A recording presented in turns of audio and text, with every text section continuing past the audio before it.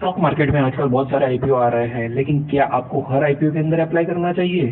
Company जिस sector के अंदर काम करती है उस सेक्टर का, उस कंट्री के अंदर, उन स्टेट के अंदर ग्रोथ कैसा है, फ्यूचर अपॉर्चुनिटीज कितनी है और कंपनी क्या उसी रेट से उसी तरीके से ग्रोथ कर पाएगी या नहीं कर पाएगी, कंपनी के रिस्क फैक्टर कौन कौन से है, ये सारी चीजें आपको एक आईपीओ भरने के पहले जरूर से जाननी चाहिए। मनबा का आईपीओ आ चुका है और अगर दोस्तों आप उन लोगों में से हैं जिनको कुछ फर्क नहीं पड़ता कि कंपनी क्या काम कर रही है, कंपनी की वैल्यूएशन कैसी है, और सिर्फ आईपीओ का नाम सुन के आप अगर आईपीओ में अप्लाई कर देते हैं तो ये वीडियो आपके लिए जरा भी नहीं है। लेकिन अगर आप जानना चाहते हैं कि कंपनी कैसा काम कर रही है, उसकी पीयर्स कंपनी क्या काम कर रही है, इंडस्ट्रियल ग्रोथ कैसा है, और उसके बाद अगर आप वैल्यू इन्वेस्टिंग करना चाहते हैं तो ये वीडियो जरूर आपके लिए है। इस वीडियो को पूरा देखें। दोस्तों, मनबा फाइनेंस 1998 के अंदर इस्टेब्लिश हुई एक एनबीएफसी कंपनी है जो कि two wheeler, three wheeler, electrical two wheeler और थ्री व्हीलर और पुरानी कार, स्मॉल बिजनेसेस और पर्सनल लोन्स प्रोवाइड करती है। मनबा फाइनेंस का आईपीओ स्टार्ट हो रहा है 23 सितंबर से, जो कि 25 सितंबर तक 3 दिन रहने वाला है। इसकी फेस वैल्यू 10 रुपए है और प्राइस बैंड रहेगा 114 रुपए से 120 रुपया। लॉट साइज रहेगी दोस्तों 125 शेयर की। ये एक फ्रेश इश्यू है जिसके अंदर वे 150 करोड़ का आईपीओ ला रहे हैं। आप 25 सितंबर शाम के 5 बजे तक इस आईपीओ को भर सकते हैं। आईपीओ का अलॉटमेंट रहेगा 26 सितंबर को, यानी कि गुरुवार के दिन। अगर आपको आईपीओ नहीं लगा है तो सेम डे के अंदर आपको रिफंड हो जाएगा और 27 तारीख यानी कि फ्राइडे वाले दिन आपको इस डीमैट अकाउंट के अंदर शेयर आ जाएंगे। इसका लिस्टिंग रहेगा 30 सितंबर यानी कि मंडे को। मनबा फाइनेंशियल एक एनबीएफसी कंपनी है जो कि इंडिया के अंदर कार्यरत है। तो चलिए दोस्तों समझते हैं कि एनबीएफसी का इंडिया के अंदर किस तरीके का रोल है और इसका मैक्सिमम ग्रोथ कितना हो सकता है। दोस्तों, अगर स्टेट वाइज देखने के लिए जाए तो दिल्ली, महाराष्ट्र, तेलंगाना और चंडीगढ़ का क्रेडिट पेनिट्रेशन और सारे स्टेट के मुकाबले सबसे ज्यादा है। चंडीगढ़ का हाईएस्ट क्रेडिट पेनिट्रेशन 271% इस मार्च 23 के अंदर मांगा गया, जो कि दिल्ली के 240 को सरप्लस करता है। स्टेट में देखें तो सबसे हाईएस्ट क्रेडिट पेनिट्रेशन महाराष्ट्र का देखा गया है।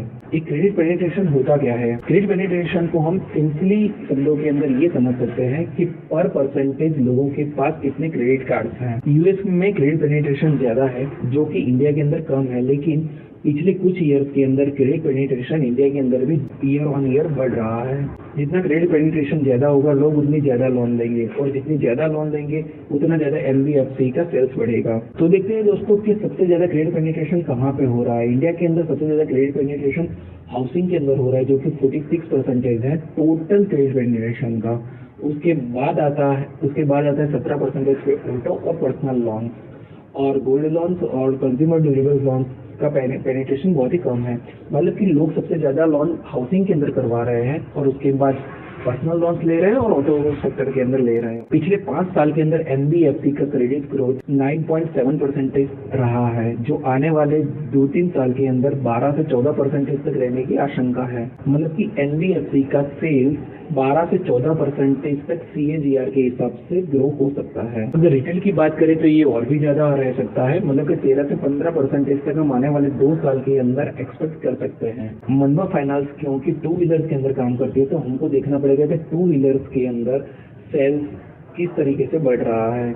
इस चार्ट के अंदर आप देख सकते हैं कि 18 से 20 के बीच के अंदर सेल्स डाउन हो रहा था, लेकिन 2022 के बाद मतलब पोस्ट पैंडेमिक ये ग्रोथ धीरे धीरे बढ़ रहा है और 2023 के अंदर 19% तक सेल्स ग्रोथ बढ़ गया था। दोस्तों, जिस हिसाब से टू व्हीलर्स इंडस्ट्रीज के अंदर सेल्स बढ़ रहा है, मार्केट के अंदर क्रेडिट पेनिट्रेशन बढ़ रहा है, तो एनबीएफसी जो कि टू व्हीलर्स इंडस्ट्रीज के अंदर काम कर रही है उनका भी इसी रेट के हिसाब से सेल्स बढ़ना चाहिए।